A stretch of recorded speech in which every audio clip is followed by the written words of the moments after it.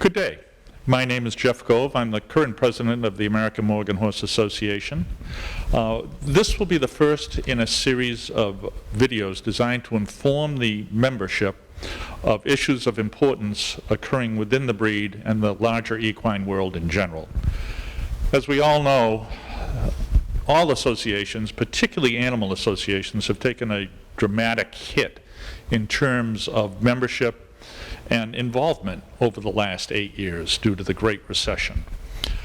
I don't know if those numbers will ever come back to the pre-recession levels. I highly doubt it.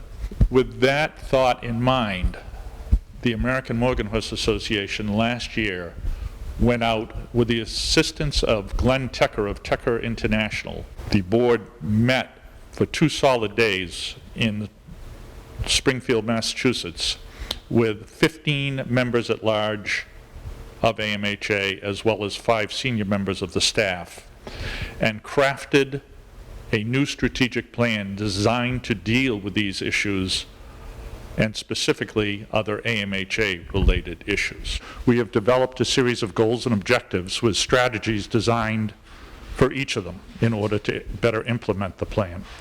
I'd like to talk with you today about several that will actually be coming before you for a vote because they will actually require bylaw changes. And they are rather significant changes.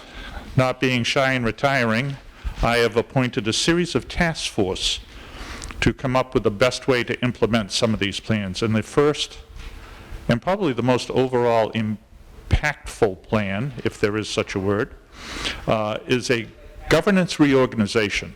Fancy sounding term. Plain and simple, we've been working with a board of directors comprised of members voted in from different regions based on the amount of members within each region. We currently have 10 regions spread across the country, as well as 3 directors at large. I think that this has kind of developed a very regional and segmented approach to governance of AMHA. And one of the things we are going to look at now is reapportioning the districts and going from a House of Representatives approach in representing people on the board to a senatorial approach. Basically, we're going to take the country, divide it north to south into 3 areas, and then divide those areas again across the center of the United States, winding up with 6 regions. The plan that will be coming before you will have 3 directors from each region, so 3 from the east, 3 from the center of the country, and 3 from the west. If you wind up voting in favor of these rather significant changes, it will reduce the overall size of the board significantly. It will take us down to 9 members of the board of directors. This will do a couple of things for us, quite frankly. It will make the board more nimble on their feet and better able to react as conditions warrant. Secondly, it's going to reduce costs and save us money where perhaps we can divert some of the money spent on governance into more important things such as marketing the breed, promoting the breed.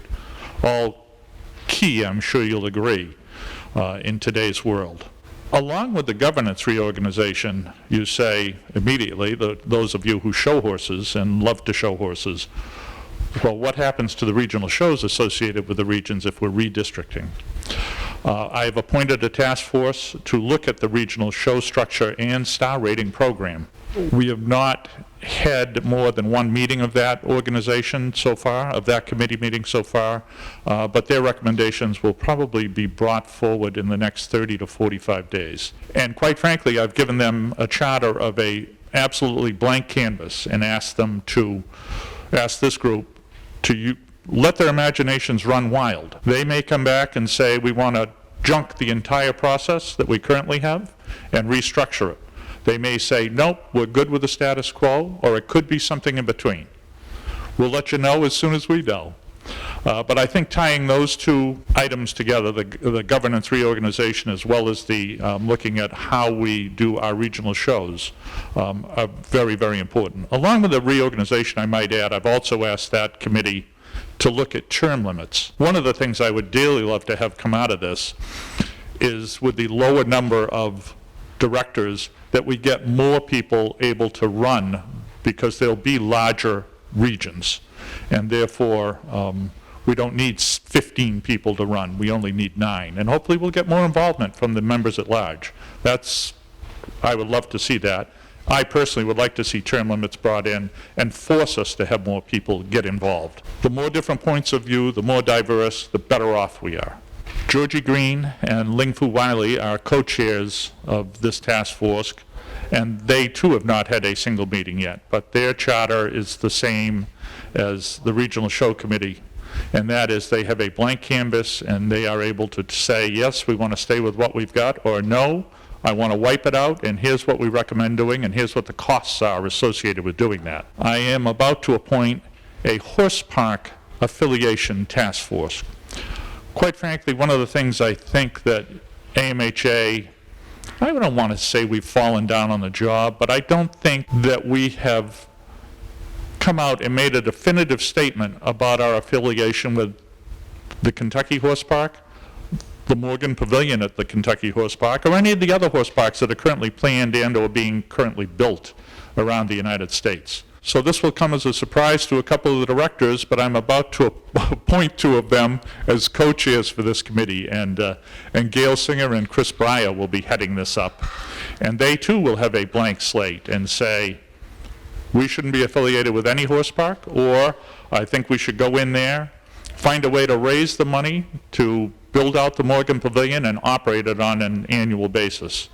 And that's going to take some real work and some real digging. But I promise you this, at the end of their task force committee's life, we will have an answer for you on what the heck AMHA thinks about horse parks and horse park affiliations. So this will be the first in a series of videos that we'll be bringing to you. I thank Shane Darnell and HorseShowWire.com for doing this for us, and I may be asking different members of the different task force to come and speak with you.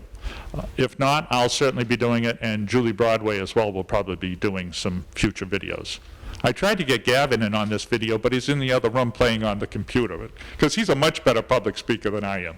But anyways, thanks a lot for your attention, and if you have any questions about any of this material, please either contact myself or Julie Broadway. Thanks so much.